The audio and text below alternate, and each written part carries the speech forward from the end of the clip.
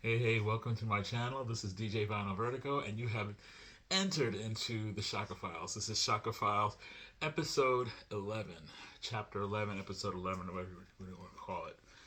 And I'm excited. this is, uh, we're hitting 1981 now. This is the year the Camouflage came out. I just had the last episode was all about Camouflage Rufus with Shaka Khan, and I talked about the pros and cons of that record. Well, the same year, Miss Shaka Khan came out with her third solo release, and definitely one of the tops in my opinion. This is an Arif Martin production. She's still working with him during this period, and to me, this became a stamp of total arrival of Miss Khan. The record is called "What You Gonna Do for Me," and I tell you, what she did for us with this record, I'm telling you that there's no way we could pay her back. I mean, just amazing record, great looking cover. I think. Um, Here's the back cover, looking just as good as ever. Very Warhol esque looking photograph. It's colored in and all that kind of stuff. This album stayed on my turntable probably almost all of 1981. And also was a lot of the songs were in the clubs at that time. This album was probably her top selling solo record until I Feel For You came out. This was her biggest thing ever. Um, and she was at the top of her form with this. The most amazing musicians on here. Arif really pulled a lot out of her on this record, and she had the first time we were able to um, be regaled with her expertise in the genre of jazz. This is not a jazz album, but there is a jazz track on here, a jazz-like track, I should say, that has the seed of jazz in the song, in the piece, because it is originally a jazz tune, but she kind of vamped it up a little bit, but still kept the jazz quality in it. And it let us know that she actually she can hang with jazz guys, and she could do it great service in that genre. And it was just the beginning for her, because after that she realized that she could do it, and she started doing it even more. But this was the first time we got a chance to see her doing that genre. And the song, the album starts out beautifully. And you would think it'd be tongue in cheek, and you think it'd be done and done and done. But I tell you, this version of this song is probably one of my favorites. Now, I have several favorites. And she starts out again with a Beatles tune. The first track on this album is a Beatles tune, and it was done the first time I heard, of course, the Beatles, of course, and then Joe Cocker did a version, which was incredible in Woodstock, and Stevie Wonder has done a really funky version of it, but then Shaka Khan came out with her version of "We Can Work It Out," and she starts out with it sounding like a ballad. She does like an intro. Life is very short, and there's no time for fussing and fighting. So I'll ask you once again. And then the horns come in. Ba ba ba, I'm gonna see it my way. And on and on and on. Well, I tell you, she tears it up. And the thing that I always remember from this song when she does this on the recording, um, um, when she sings "Life is very short," and the backup singer, which is her, um, she does something really interesting. Um, there's no time for fussing and fighting, my friends.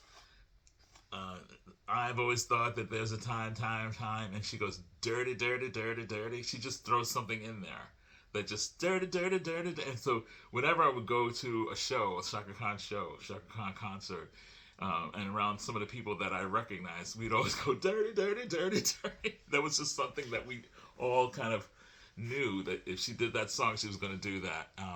Add that little piece in there, and it just made it hers. It made it her version of the great song "We Can Work It Out." Incredible version of it. The production is so good. The horn section is amazing. The bass line, the keyboards, everything in it just works so well. And of course, her incredible harmonizing with herself on tracks. It's just so great. So it's a great opener. It really sets the stage of what you're going to be getting. And look how happy she looks. I mean, it makes you happy. I mean, this whole record is a happy record. It just makes you, oh gosh, it's so good. Then the next song becomes kind of it's a song that is sort of I would say a song that becomes like something that you always look forward to hearing from her. And it's a song that is written by Hamish Stewart and Ned Doherty. And it's called "What You Gonna Do For Me." It's the title track. Here's the inner sleeve. Looking so good. Yeah. The photography is done by Gordon Monroe. The photo illustration is done by Gary Panter. And the additional illustration is Tim Wilde. Really great stuff. And I won't show the other picture yet because I got to talk about that. What You're Gonna Do For Me is a signature tune for her. It's something that I don't think there's a show that she ever does that she cannot do that song. She must do that song. It's just one of those tunes. It's like Aretha doing Respect or something. What You're Gonna Do For Me is one of those tunes that is synonymous with Chaka Khan. And I don't think I've heard anybody else cover it. I don't think anybody wants to touch it because the way she sings it, it's just like, it has her signature inflections, her signature rhythmic singing that she does. What you gonna do for me? All that kind of stuff. It's really great, and it's exactly what you're saying. What you gonna do for me when the chips are down? It's just a great tune. Really love that. Great song written by Hamish Stewart from Average White Band, of course. Then she has the song that the dance floors filled, at least in New York City, especially places like Better Days, Flavors, just every, Ice Palace. I mean, just so many great clubs. I can't think of all the names. Paradise Garage. I can't forget that. Larry Levan. Amazing. I Know You, I Live You. That song is a treasure when it comes to a floor filler for any kind of dance club. I mean, you put that song on and people will hit that floor like in 2 seconds. It's just one of those. It starts out with this great drum beat and then it goes into ba-ba-bum, ba-ba-bum, ba-ba-bum, it's just so good, and she just sings the crap out of it. And there is a 12-inch out there that has a long version of that tune. I wish I had that. Maybe I do have the 12-inch on that one. I'm not sure. I have several 12-inch of Chaka Khan records, but that's a good one. If you find that one, definitely pick it up. If you see it in the bins, you see the 12-inch for "I Know You, I Live You" by Chaka Khan. Pick it up. It's killer. I'm telling you.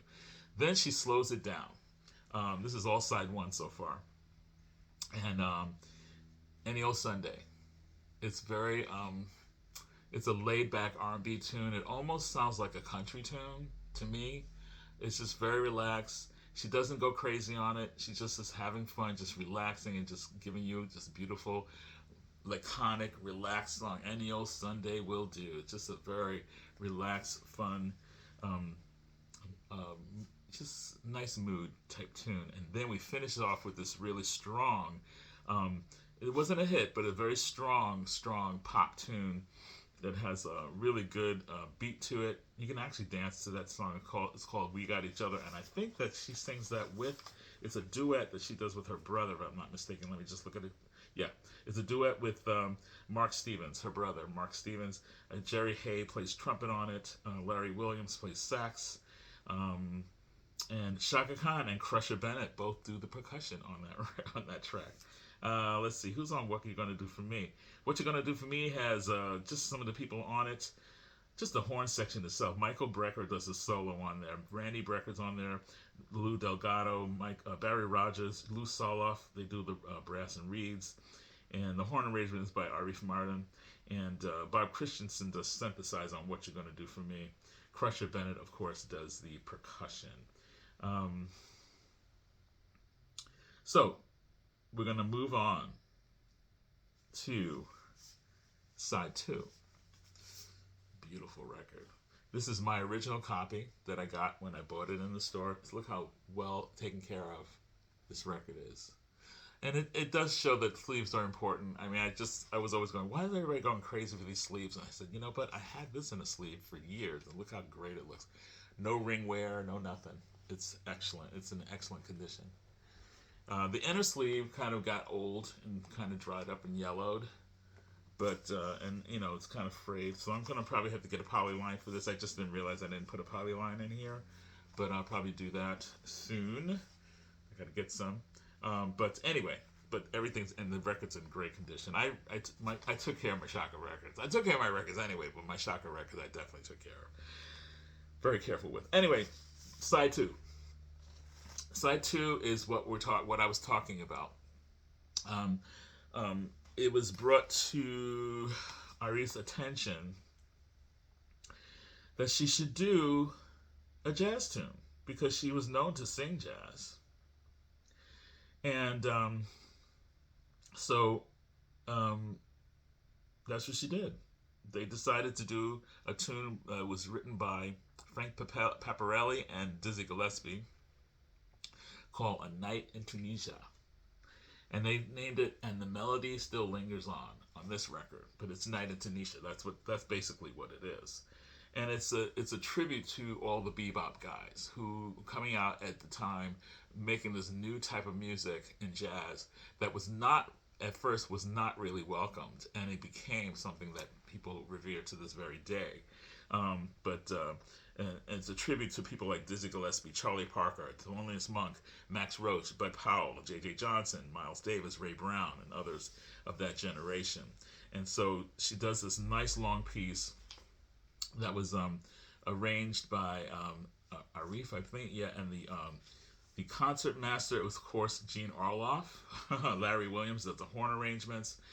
And on this track is Paulino DaCosta on percussion, Ray Pounds on drums, Mike Cimbello on guitar, Greg Phil Gaines, on keyboards and Moog, Larry Williams, Kim Hutchcroft, Bill Reichenbach, Gary Grant, Larry Hall on brass and reeds, and let's see, special guest on here, of course. And 2 days before the album was finished, this part was recorded. A solo was recorded by the great himself, one of the authors of the song, Dizzy Gillespie himself. He was not in where they were when they were recording it, and he was on tour or something like that. But they sent him a cassette of the basic track before it was mixed, and he fell in love with it. He flew in just to do that song. That's how much he loved it and how much he respected what Chaka was doing. So he guested on that track. They also, when they were listening to the original version of the song, that was Charlie Parker did that really great riff, that long 4-bar riff, really fast riff. They kept that and used it in the song. So it actually, the original riff from Charlie Parker is on that song. So, I mean, it's just a perfect cacophony. It's just a great matching of everything.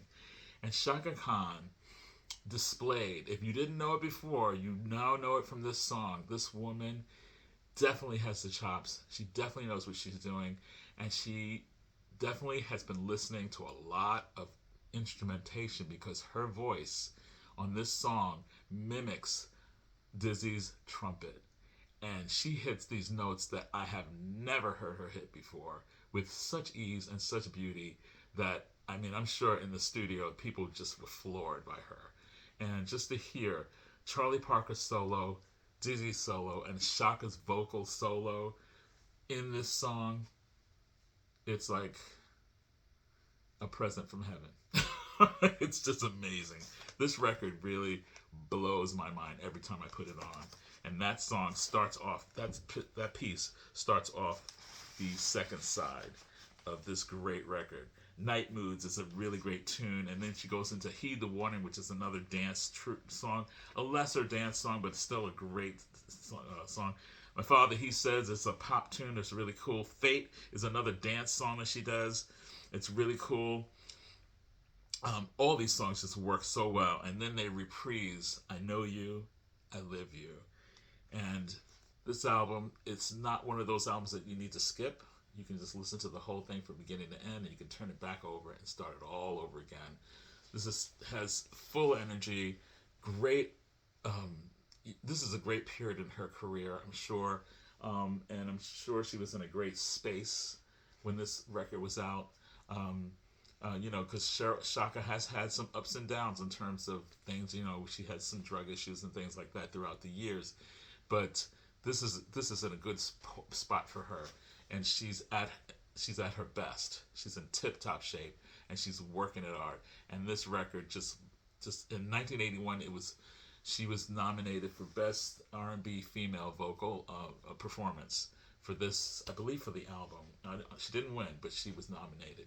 And she would get nominated. She would get nominated and win later on in the future, which we will talk about when we get to the next few episodes of the Chaka Files. But in the meantime, this record, I'll show it to you again. You ever see this in the stacks? Pick it up. If you don't have this, you need to have this in your collection. This is, to me, the definitive Chaka Khan record. This is my go-to. They have other go-tos, but this is definitely a go-to for me. It never disappoints. It never did, and it never will. The beauty of it, the visuals, the beauty of the sound, and the beauty of that one piece, the melody still lingers on, Night in Tunisia.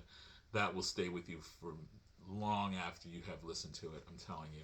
So anyway, yeah, I was so excited to be able to talk about this record. Rolling Stone, by the way, only gave it 2 stars. Tells me a lot about Rolling Stone, that they were not very much in tune with what was going on. I used to really have respect for Rolling Stone magazine, but there were times when I looked at their reviews and I was like, I don't agree with them at all, and that was quite a bit. So don't go by Rolling Stone's review on this. I'm telling you, to me, this is a 5-star. It's fantastic. And if you definitely a club person, you'd definitely be into this. If you're into jazz, you'd definitely be into this. If you're into great vocals, you'd be into this. If you're in great horn arrangements, you'd be into this record. There's just so much to love from this. If you're a Beatle person, you'll love her version of a Beatles song. Also, just to let you know, Anio Sunday was a song from I believe the 50s. It was an old gospel song that was done by the McCrarys. It was a gospel R&B group back in the 40s and the 50s, I guess, that did that song. So I forgot to talk about that. But that's where that came from. And so about 30 years later, a little more than 30 years later, she redid it and made it her own. So she knew how to pick songs, or Arif helped her, or whatever happened. That collaboration between the two of them just gets better and better with each album. And this is, to me, definitely a high point in Chaka's career.